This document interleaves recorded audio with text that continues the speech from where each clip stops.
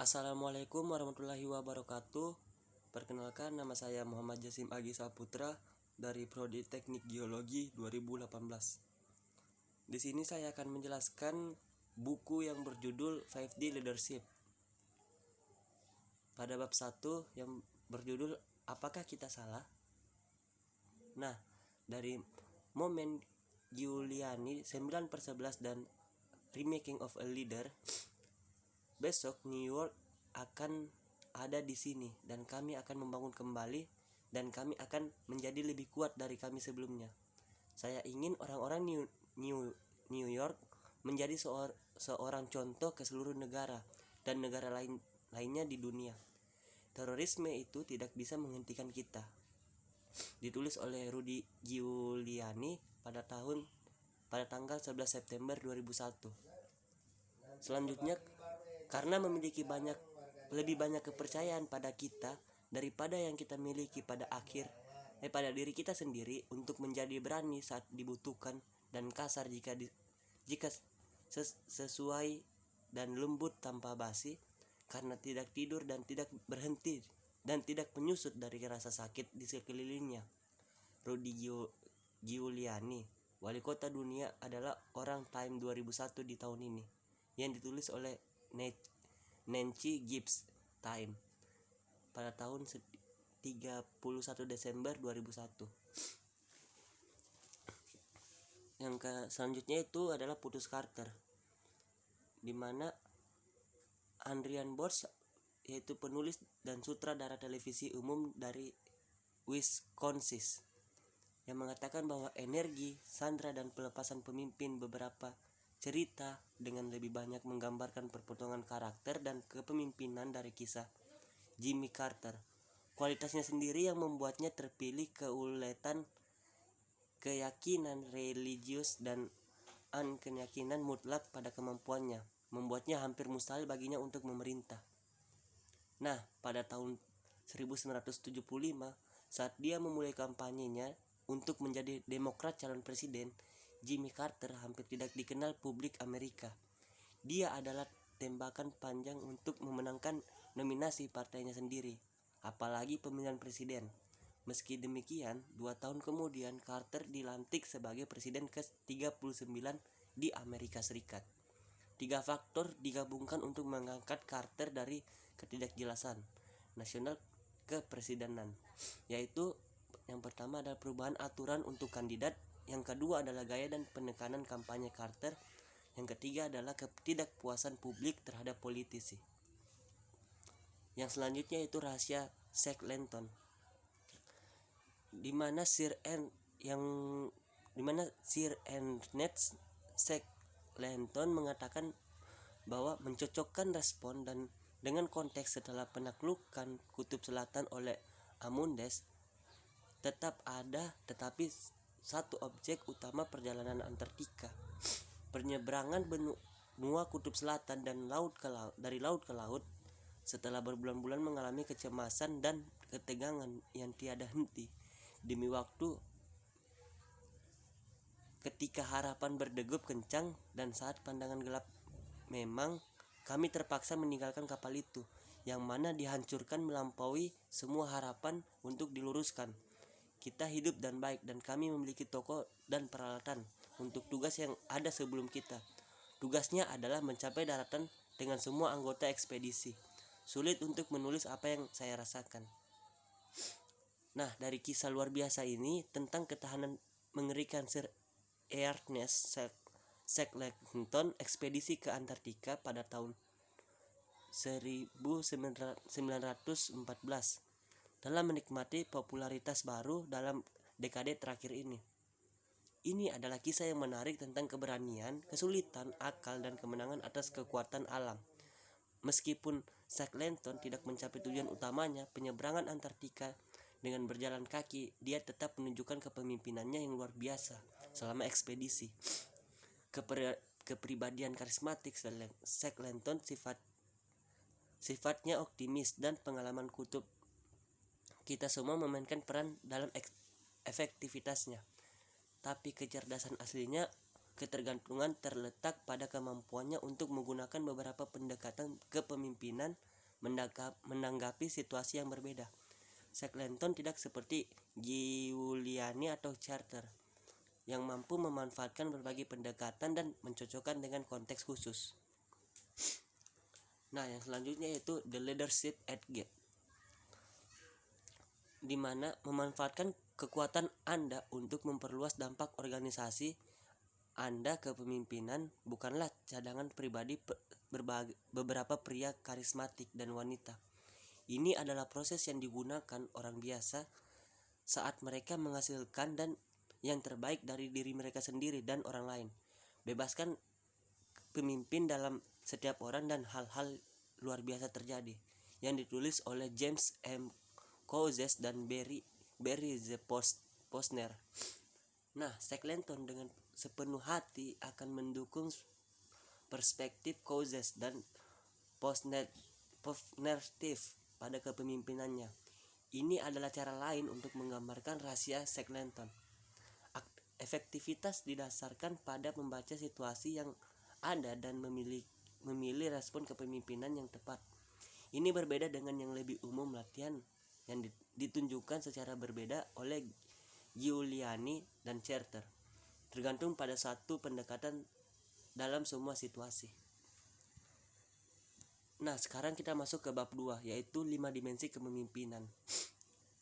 Dari Anonim mengatakan bahwa saat alat tidak cocok dengan tugas ketika yang Anda miliki hanyalah palu, semuanya terlihat seperti kuku. Nah, dari kisah ini, insiden ibu jari berfungsi sebagai contoh lebih dari sekedar mekanisme kemampuan ical. Ini menyoroti kebenaran penting. Menggunakan alat yang salah untuk pekerjaan itu lebih dari sekedar tidak efektif. Itu berpotensi berbahaya.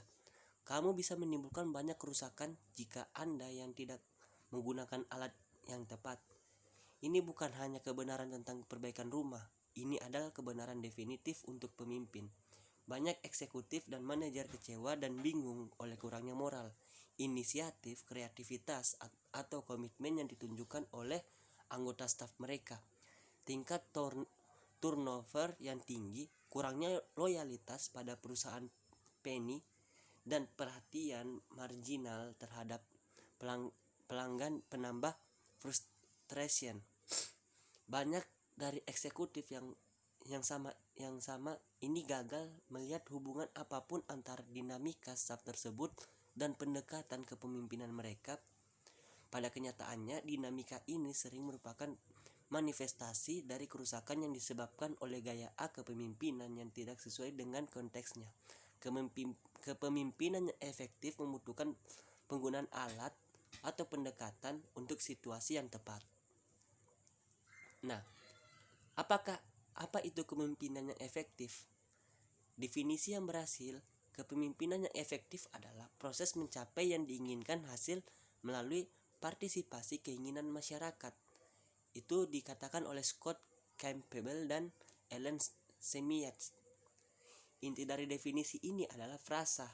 Nah, melalui orang-orang yang bersedia antisipasi, pastinya kepemimpinan adalah tentang mencapai hasil.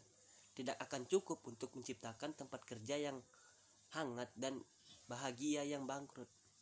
Baik pemimpin berorientasi pada hasil, tetapi para pemimpin yang hebat atau tahu itu yang terbaik dan hasil yang paling berkelanjutan dicapai melalui orang-orang yang sepenuhnya terlibat dalam pekerjaan mereka. Nah, sekarang kita masuk ke bab 3, yaitu cara membangun dimensi kepemimpinan. Dimensi pertama untuk membangun blok pemerintah. Mengambil alih tanpa membuat musuh Anda tidak memimpin dengan memikul orang di atas kepala, begitulah penyerangan, bukan kepemimpinan. Itu dikatakan oleh Dwight D. Eisenhower. Seperti yang Anda pelajari sebelumnya, dimensi komando mengupayakan kebutuhan segera untuk mencapai hasil yang diinginkan. Seperti hal kelima dimensi, tujuannya adalah untuk menggunakan dimensi perintah dengan cara yang maksimal, mengurangi hal-hal positif dan meminimalkan potensi negatif. Yang berikut yaitu dimensi 2, Blok bangunan untuk visi. Lukisan gambar yang menjadi hidup tanpa visi, organisasi tidak memiliki peluang untuk menciptakan masa depan mereka. Mereka hanya bisa berinteraksi terhadapnya. Itu dikatakan oleh James Collins dan Jerry Porras. Visi organisasi dan organisasi visioner. Tinjauan manajemen California, dimensi visioning berupaya menciptakan dan mengomunikasikan. Buatlah gambar yang jelas dan menarik tentang masa depan yang diinginkan. Sulit untuk melebih-lebihkan pentingnya visi dalam sebuah perusahaan. Visi yang jelas dan menarik memberikan fokus, motivasi, arahan, dan makna. Masuk ke dimensi 3, yaitu membangun blok untuk mendaftar. Meninggalkan stasiun dengan semua orang di pesawat. Sebagian besar perusahaan memiliki repositori besar yang belum ditemukan tambang emas ide yang dikatakan oleh Herman Simon Kucher and Partners. Nah, konsultasi strategi dan pemasaran dimensi pendaftaran mendorong partisipasi dalam gagasan generasi dan mengambil keputusan. Komitmen yang tulus, keputusan yang lebih baik, dan perbaikan berkelanjutan. 3 dari hasil utama yang ingin diperoleh seorang pemimpin dengan mahir menggunakan dimensi pendaftaran. Masuk ke dimensi 4, membangun blok untuk berhubungan. Mengisi oli mesin. Tugas Anda sebagai pemimpin adalah menciptakan suasana itu, mengubah antagonis menjadi energi kreatif yang dikatakan oleh John Cao. Nah, dimensi hubungan berusaha untuk menciptakan hubungan yang kuat, hubungan antara pemimpin dan anggota staf, dan juga di antara anggota staf itu sendiri. Penggunanya memupuk keharmonisan antar pribadi yang diperlukan untuk menopang produktivitas. Gesekan pada mesin mobil Anda yang bukanlah hal yang baik tanpa pelumasan yang cukup bagian logam yang bergesekan. Sekarang kita masuk di bab 4, yaitu prinsip Archimedes.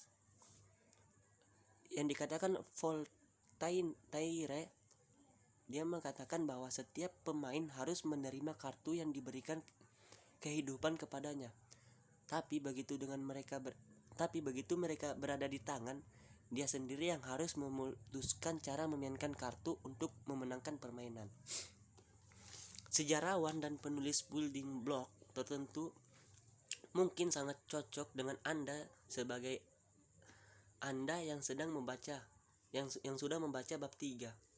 Anda dapat melihat diri Anda secara alami melakukan apa yang dijelaskan, atau mungkin Anda ingat kejadian di masa lalu ketika Anda menggunakan building block secara efektif. Mungkin beberapa dari building block ini sepertinya cukup sulit bagimu. Jadi saat Anda merenungkan menggunakan perdimensi kepemimpinan tertentu, Anda mungkin berpikir, saya kekurangan beberapa dari blok penyusun untuk dimensi ini. Apa yang saya lakukan sekarang? Anda tidak perlu hidup dalam penyesalan, berharap Anda menjadi orang lain yang secara alami berbakat pada dimensi itu. Anda juga tidak perlu mengabadikan diri berjam-jam. Usaha terkonsentrasi mencoba mengembangkan kemampuan itu bukanlah kekuatan Anda. Sangat mungkin bagi Anda untuk menjadi seorang yang sejatinya pemimpin yang efektif dan gunakan kelima dimensi kepemimpinan dengan baik dengan kekuatan kamu yang kamu punya. Sekarang kita lanjut ke bab 5, alat untuk kesadaran diri.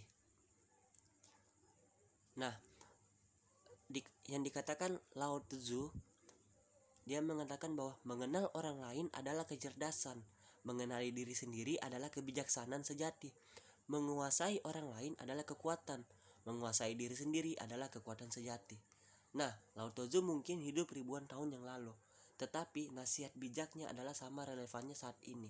Mengenali diri sendiri adalah kebijaksanaan sejati. Bab ini akan membawa Anda melalui proses 5 langkah untuk meningkatkan pengetahuan diri Anda tentang kekuatan kepemimpinan. Proses ini akan memberi Anda dasar yang kokoh untuk mengembangkan kekuatan sejati sebagai seorang pemimpin. Penguasaan diri berdasarkan kesadaran diri. Karena ini masuk ke bab 6, alat untuk penemuan diri. Warren Bennis mengatakan bahwa sampai saat Anda membuat hidup diri Anda sendiri, Anda adalah berjalan dengan pakaian pinjaman. Pemimpin apapun bidangnya dibuat sebanyak-banyaknya pengalaman mereka sebagai keterampilan mereka, seperti semua orang lain, tidak seperti orang lain yang mereka menggunakannya daripada digunakan olehnya.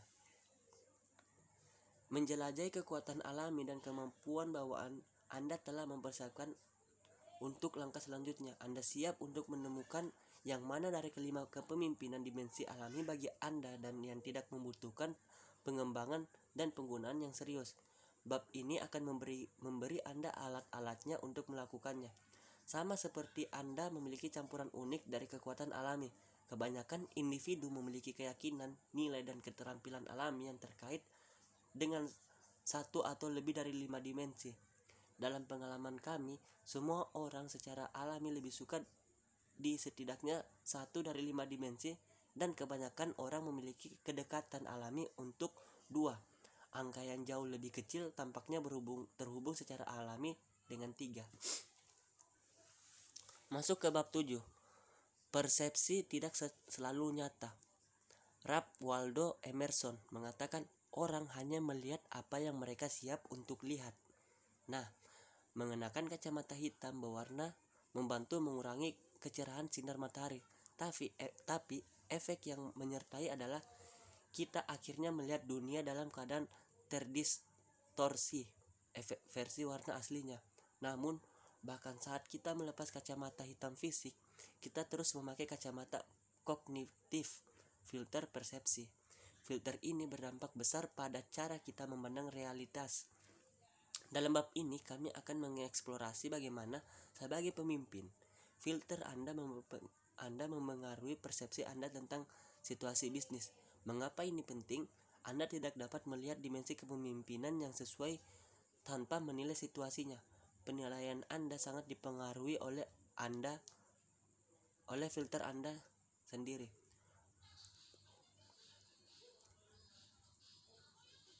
Nah, mungkin hanya itu yang bisa saya sampaikan. Lebih dan kurangnya mohon maaf. Wabillahi taufiq walhidayah. Wassalamualaikum warahmatullahi wabarakatuh.